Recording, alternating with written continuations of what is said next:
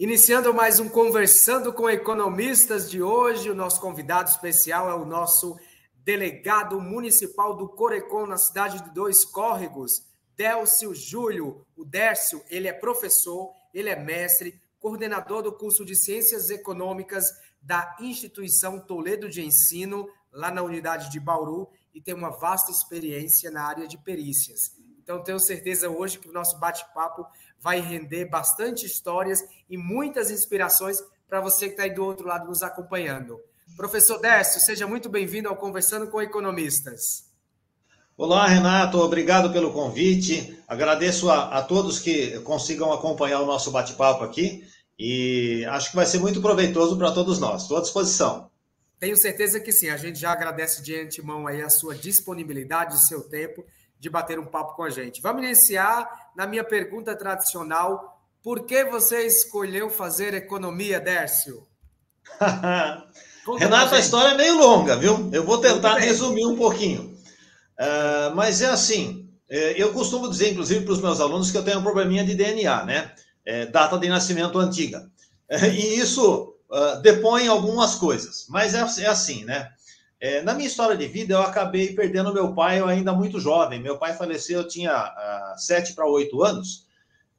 E a família com poucas condições, a gente foi se submetendo àquilo que a vida foi impondo para a gente, né?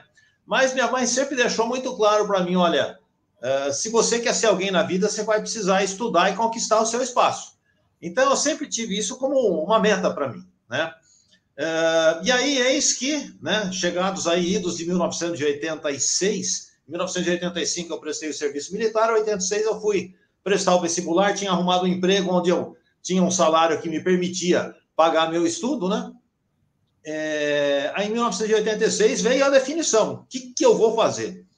E aí, assim, as oportunidades que eu tinha aqui na região, né? Dois Córregos é uma cidade pequena, hoje tem cerca de 25 mil habitantes, não tinha universidade aqui, né? Jaú, por sua vez, também tinha poucos cursos, o horizonte que se abria para a gente era na cidade de Bauru. E em Bauru eu acabei me inscrevendo, para você ter ideia, em cursos diferentes, né? Eu prestei vestibular para economia na Instituição Toledo de Ensino, casa que me abraçou e que hoje eu sou professor lá já há mais de 25 anos, né? Prestei economia na Instituição Toledo de Ensino. E em outras duas universidades prestei vestibular na área de sistema de informação. Porque eu era muito curioso, eu já tinha feito até tinha colecionado alguns fascículos, né, de microcomputador, naquela época era uma beleza isso ainda, né? Mas era muito curioso. E para ser sincero para você, quando eu comecei o curso de economia, eu não sabia o que era economia. Mas digamos assim, né? Eu sempre fui uma pessoa que sempre busquei muito ajudar as pessoas, dentro das minhas possibilidades, né? Eu costumo dizer que eu tento não atrapalhar. Se eu conseguir ajudar, eu ajudo. Se eu não conseguir ajudar, eu tento não atrapalhar. E aí eu vi no curso de economia, quando começou o curso, eu comecei a me interessar, e foi uma época interessante. Você se lembra o que aconteceu de interessante em 1986? Quero que você conte. Falam muito da inflação, daquela transição do real. Eu já ouvi muitas histórias relacionadas a isso, Dércio. Isso, em 1986 foi o primeiro plano, né, de tentativa de estabilização econômica, o primeiro plano heterodoxo com o cruzado.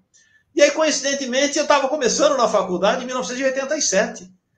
Então, estava no meio daquele rebuliço e a gente tentando entender o que estava acontecendo, né? Nós, relhas mortais, que não sabíamos muito como é que a coisa funcionava, né? E aí eu me interessei, de fato, pelo curso, me apaixonei pelo curso, né?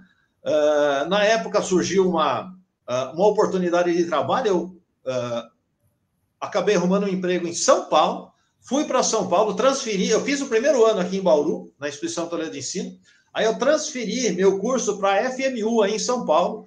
À época o curso era na unidade de Santo Amaro, fiz 3 anos aí na FMU em Santo Amaro. Depois, né, vamos fazer as contas, né, 87, primeiro ano na IT, 88, 89 e 90, 89 e 90 foi aquela paulada do plano Collor, né, a empresa que eu trabalhava era do ramo de materiais de construção, tivemos muitos problemas, e eu acabei secando a mina aí, né, voltei então aqui para Dois Córregos, retransferi minha faculdade para Bauru, naquela época o curso era 5 anos, né, Então, eu tinha feito o primeiro ano em Bauru, segundo, terceiro, quarto em São Paulo, na FMU. Aí eu voltei para Bauru, tive que fazer algumas matérias de adaptação de grade curricular e etc., né? E mais 2 anos, aí me formei, enfim, depois de 6 anos de estudo em economia. Né? Isso foi em idos de 1992. E foi, digamos assim, um momento, né, com muitas experiências. Aí em São Paulo eu tive a oportunidade de ter amigos que, inclusive, trabalhavam também na Bolsa de Valores, fizemos alguns cursos lá, e aí o leque foi se abrindo, né? Só para complementar, e eu sempre tive ideia, né, também de abraçar a carreira docente, tá? Mas eu nunca achei que eu tinha sentido, né, para trabalhar com crianças. O meu negócio era trabalhar, eu costumava dizer que era trabalhar com marmanjo, né? E aí, depois, então, que eu terminei a minha graduação, já engrenei numa pós da FAAP, que vinha ministrar o curso aqui em Bauru na época. Aí fiz o meu curso de pós-graduação, 93, 94, né? E fui buscando as oportunidades no mercado. Idos de 1997, 98, mais ou menos, por intermédio da delegacia de Bauru, do Corecon, eles trouxeram um curso de perícia aqui para Bauru. O primeiro curso de perícia foi de perícia na Justiça do Trabalho, com o Silvio dos Santos. Acho que é Silvio Luiz dos Santos o nome. Fiz esse curso com ele, depois fiz um curso com acho que é Roberto Amaral, também, e percebi na perícia, né, um campo de trabalho, um campo de atuação interessante, né? Até eu me recordo, quando nós fizemos o primeiro curso com o Silvio Luiz dos Santos, né, eu perguntava para os colegas, né, vocês conhecem algum perito? Ninguém conhecia. Alguém atua na área? Ninguém atuava na área. Eu falei, meu Deus, se não tem ninguém atuando, falta gente para trabalhar nessa área, né? E eu, assim, meio que com a cara e com a coragem, né, fui bater na segunda vara do trabalho de Jaú, onde me inscrevi e atuei como perito da segunda vara do trabalho de Jaú por mais ou menos aí, foi idos de 98, 99 até 2005, deu uns 6 anos mais ou menos como perito da segunda vara do trabalho. Nesse meio tempo eu comecei a atuar também como docente, né? Comecei a atuar como docente da própria Instituição Toledo de Ensino. Depois surgiu a oportunidade, eu também fui professor nas faculdades integradas de Jaú, né, idos de 2000, 2002, por aí. E aí aquela história, né? Você tem a especialização, tem a pós-graduação, mas não tinha titulação, né? Aí de vez em quando alguém vinha, viu? Você é professor de faculdade, né? E você não tem título, né? Então precisa ir atrás, né?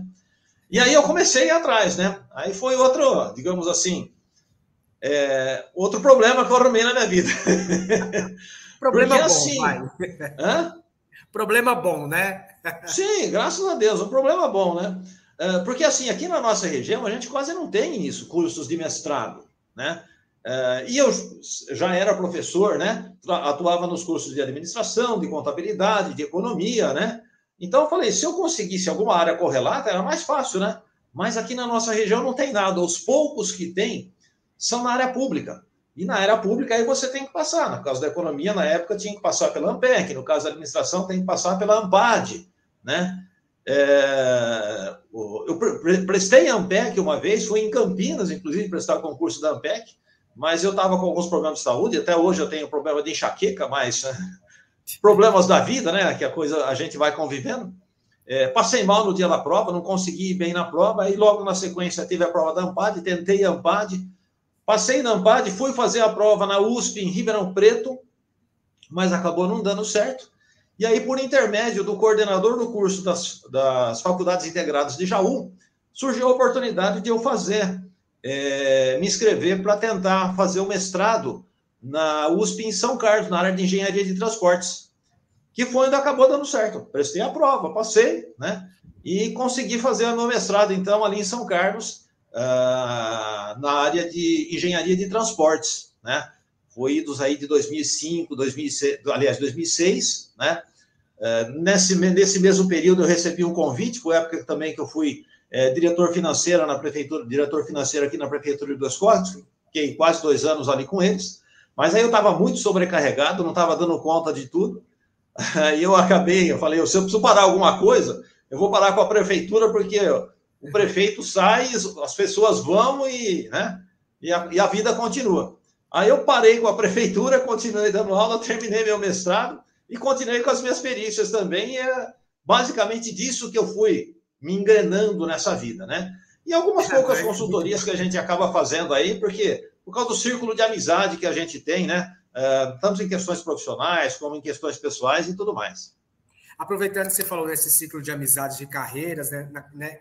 Nessas carreiras, nessa sua vasta e longa trajetória e experiente bagagem aí profissional, pesquisando um pouquinho sobre o professor, você costuma falar muito sobre a carreira do economista, a importância do mercado de trabalho, e a gente estava falando agora há pouco em off aqui, sobre o que faz um economista, né? A diferença entre um economista, um administrador, um contador, puxando para a sua área de perícia, que também, Décio, muita gente às vezes não sabe muito bem qual é a função de um perito.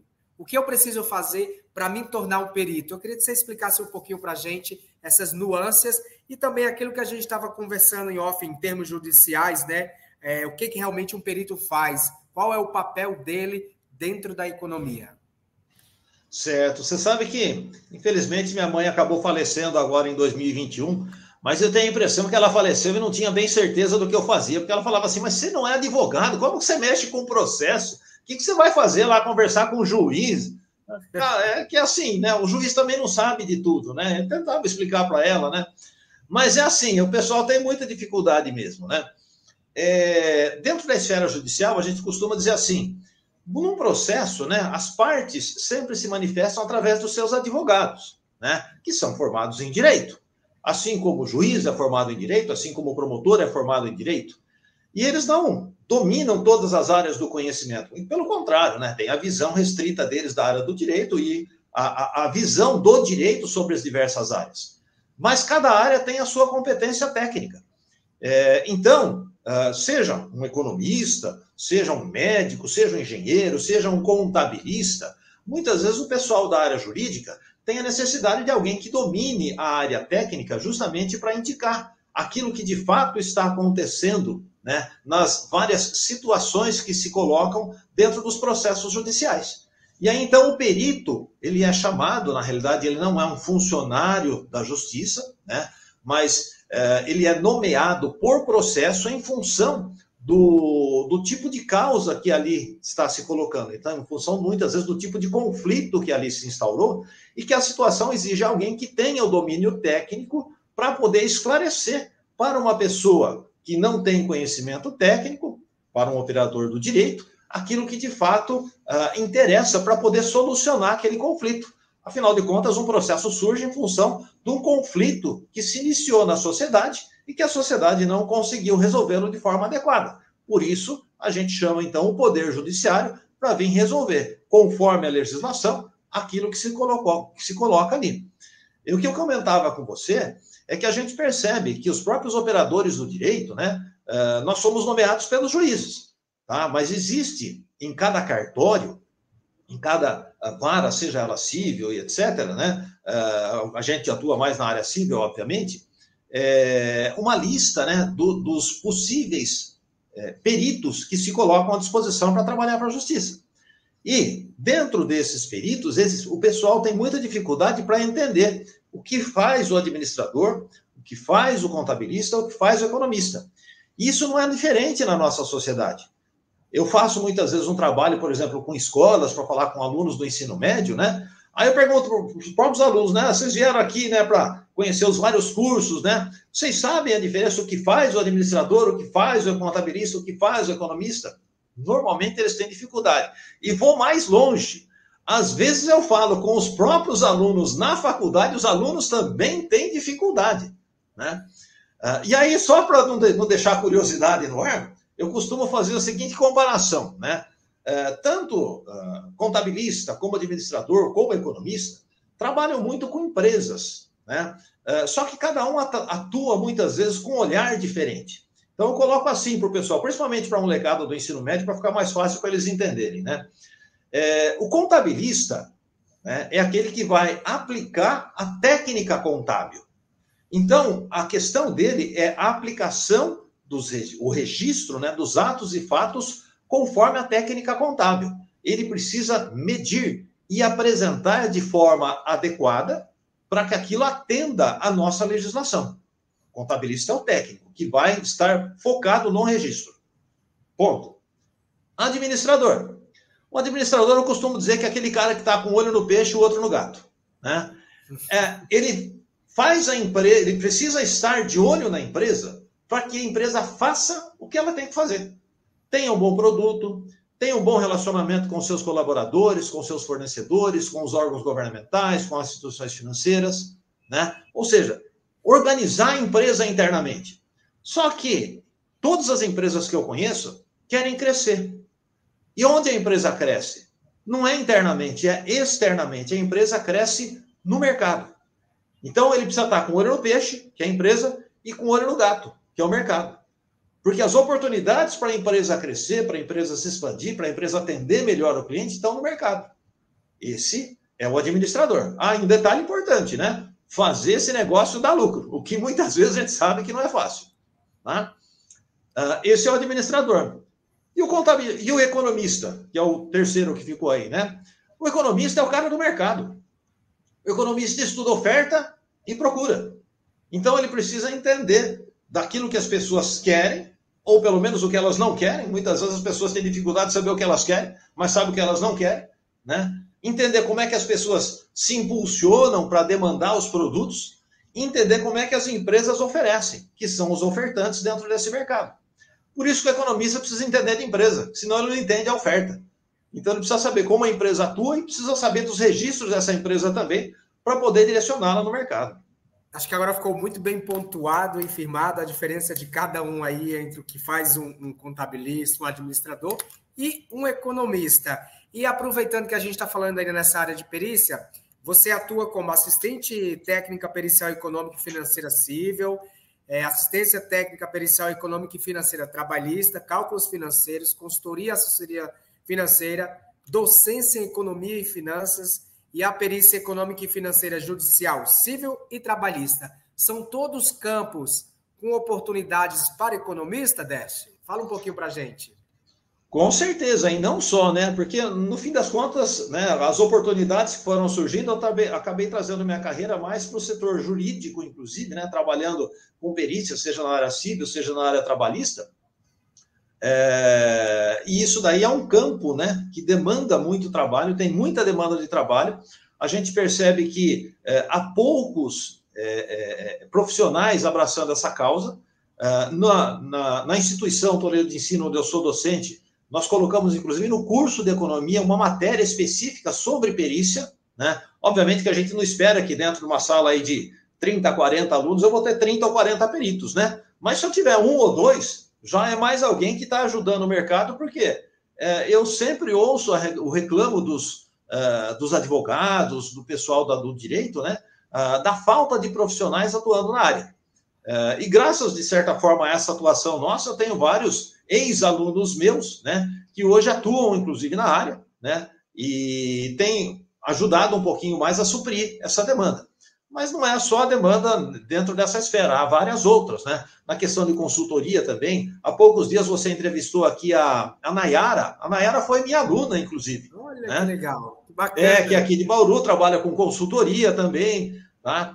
Então, a gente tem, assim, o curso de economia abre um leque muito grande de possibilidades, né? As empresas têm demandado bastante economistas. Tem um exemplo interessante de um ex-aluno, que uma empresa o contratou e ele começou a partir dos aspectos, né, e da movimentação dos dados internos da empresa, ele começou a aplicar alguns conhecimentos da área de econometria e deu uma alavancada na empresa que foi, assim, algo bastante interessante, né? Então, veja que a aplicabilidade do curso de economia é enorme.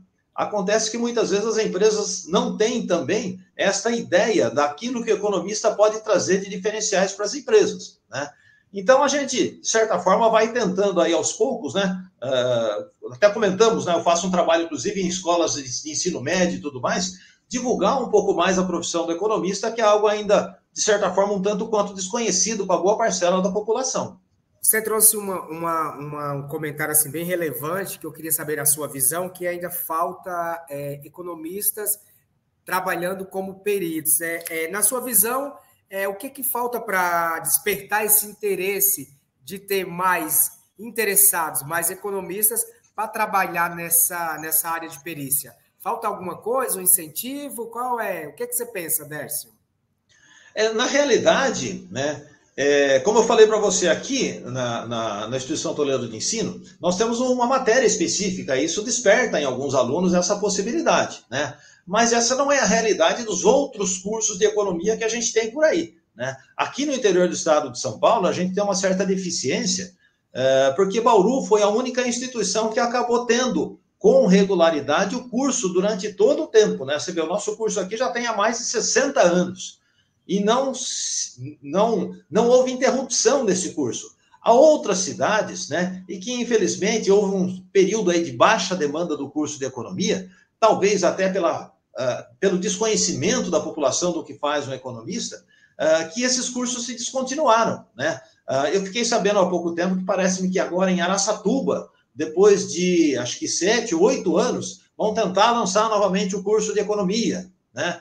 Mas veja, aqui na nossa região, de fato, há poucos cursos, né? São mais da iniciativa pública, né? E na iniciativa privada a gente só tem aqui em Bauru. Isso, então, de certa forma, dificulta um pouco, inclusive, a formação das pessoas, né? Dos futuros economistas. E essa questão, então, da divulgação das possibilidades de atuação, que nem sempre estão presentes aí em todos os cursos também. E eu acho que todo esse despertar, esse empenho, eu acho que vocês estão fazendo muito bem o papel, principalmente você como nosso delegado aí na região de Dois Córregos, aí próximo de Bauru, juntamente com os demais delegados. Esse é o papel de vocês, de disseminar essa importância, de despertar o interesse do jovem fazer economia. E aí, nesse sentido, eu queria que você falasse um pouquinho da importância de o Corecon São Paulo ter um representante, um professor, que é coordenador de curso de Ciências Econômicas aí na cidade, fazer esse trabalho aí, né?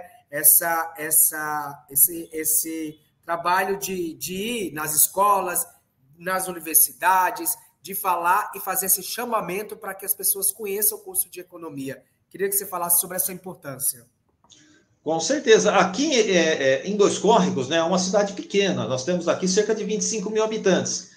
Então, outra coisa que eu, inclusive, coloco para os meus alunos, né? A gente não pode colocar a distância como um grande impeditivo para nós, né? Bauru, por exemplo, está mais ou menos 80 quilômetros aqui dos Córregos. Eu vou para Bauru quase todo dia para dar aula, né? Vou 3 vezes por semana para Bauru, 2 vezes por semana para Botucatu, que é outra unidade da Instituição Toledo de Ensino. Então, veja, nesse entremeio, eu tenho várias cidades que têm um porte maior. Tem Jaú aqui, que tem mais de 100 mil habitantes, tem Lençóis Paulista, tem Pederneiras, tem várias outras cidades nesse meio. E aí, o fato de você ter um delegado do Corecon, embora muitas vezes sejam poucos os profissionais em cada cidade, aqui em Dois Córregos mesmo, eu não encho as duas mãos para contar os economistas, né?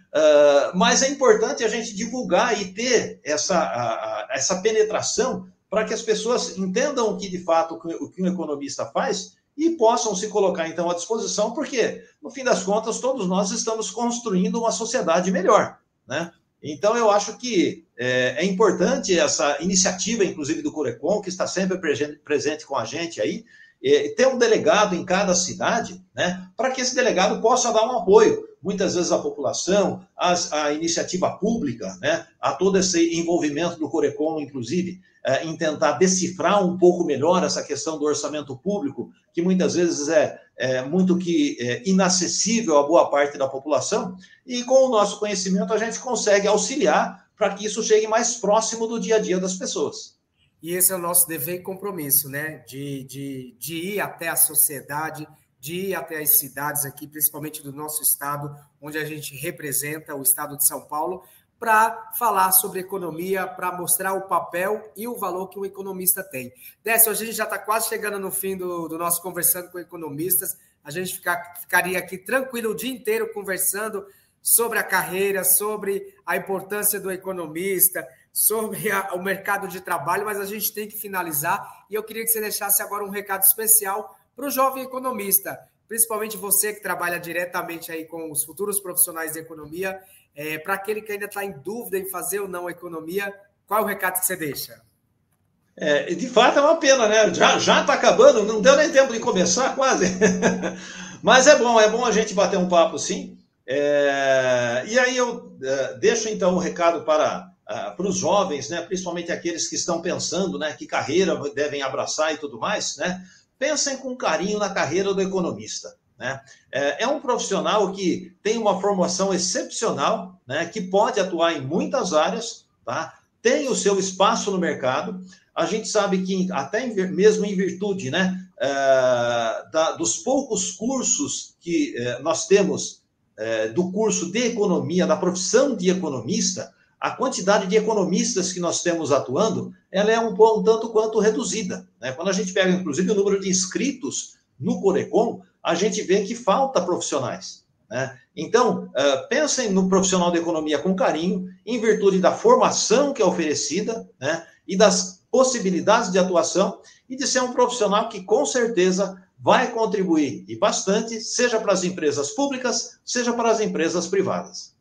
Maravilha, Décio. A gente agradece demais. Obrigado aí por compartilhar um pouquinho das suas experiências, de trazer dicas aí para os profissionais, para os estudantes, para todos que acompanham. Foi muito bom bater esse papo contigo e conhecer um pouquinho da sua história. Eu que agradeço, estou sempre à disposição. Quando vocês precisarem, pode me chamar que a gente bate um papo agradável aí.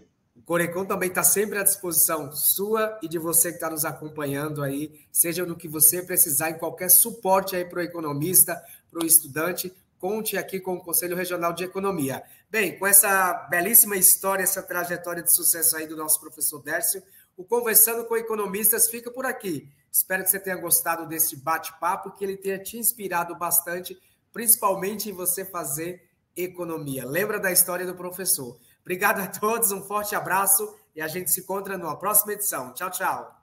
Tchau, tchau.